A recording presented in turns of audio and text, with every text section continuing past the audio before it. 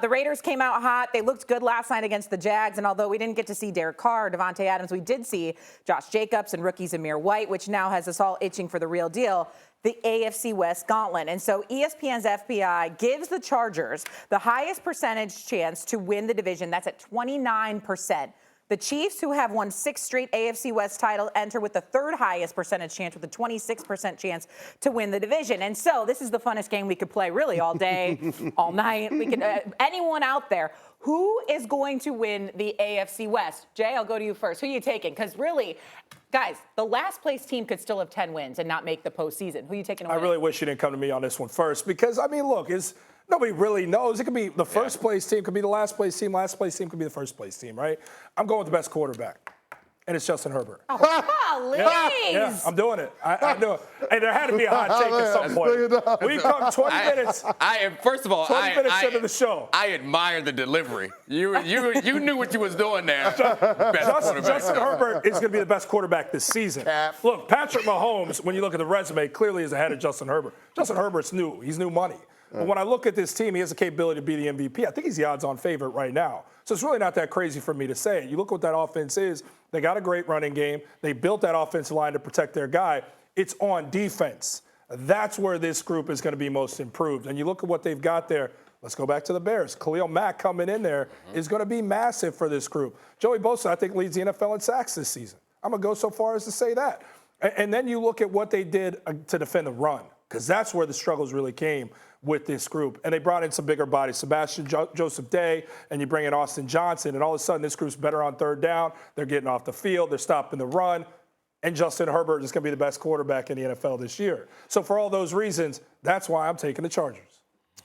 Yeah, you know I'm not going with the Chargers. It's going to be the Kansas City Chiefs until otherwise notified. They've won 6 straight division titles, and I'm predicting that it's going to be talk about everything they're losing, though. Yeah, you can talk about them losing Tyreek Hill, and I understand that. But listen, that's just going to lead to Pat Mahomes operating more within the structure of the offense. And with Andy Reid and Eric Bieniemy dialing up the X's and O's, that could be a scary proposition. That's the thing that people are talking about. New pieces on the defense, but they're upgrades. George Karlaftis being able to be that bookend rusher with Frank Clark, and then you have Chris Jones, who's one of the best interior defensive linemen in all of football, and then adding on the back end with Trent McDuffie to go along with L'Jarius Sneed. Like, you're talking about the makings of a defense that's going to be much improved. So I like the direction that unit is going in, and I thought they did a really good job of using the draft capital that they got for Tyreek Hill in order to help this team. But what they're going to be banking on is Pat Mahomes being a force multiplier. When it comes to Juju Smith-Schuster and MVS and Sky Moore and Mecole Hardman, like, you're hoping that the sum is greater than the individual parts, and that's where Pat Mahomes is going to have to MacGyver this thing. But I trust him and Andy Reid to be able to figure it out, because guess what? That's all they do. And so in looking at this situation, I'm hard-pressed to pick against the Kansas City Chiefs. And when you look at, like, the quarterbacks and the head coaches in this division, those two have the longest staying power thus far. Who are you going with? Chargers, Chiefs? Come on over.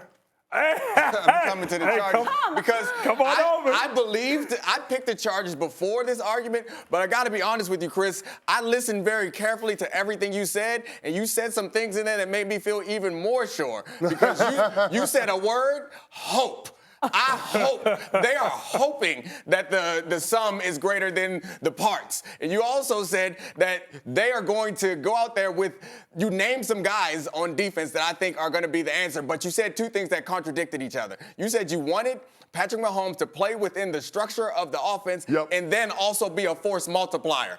You can't be both. You're going to have to break the offense. No, you can absolutely be both. Okay. You can absolutely be both. But that's so different than what he's always been.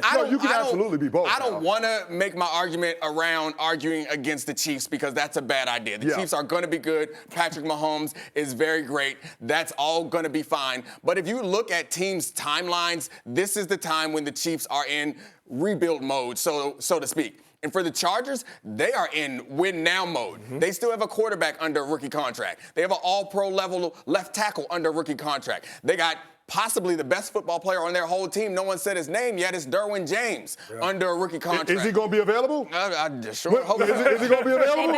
Okay. That's a question for a lot of those guys, too. Yeah, I mean, football's dangerous. I don't know if you know this. You got to tell me I played defensive tackle for over a decade. I know. Things happen out there. I was a hooper. So the point I'm making is right now is the time for them, and their quarterback, I am not brave enough to say he's going to be the best in the. Well, he's the odds-on favorite, so it's not crazy to say. I certainly don't think it's crazy, but Patrick Mahomes is crazy when he gets out there on the field. So I'm not going to say anyone's better than him right now, especially anyone whose name is not Josh Allen. But I do think that he is capable to be in that field. You put all that together, and if their weakest point is to be able to stop the run, that's a pretty solid football team. Thanks for watching ESPN on YouTube. For live streaming sports and premium content, subscribe to ESPN+.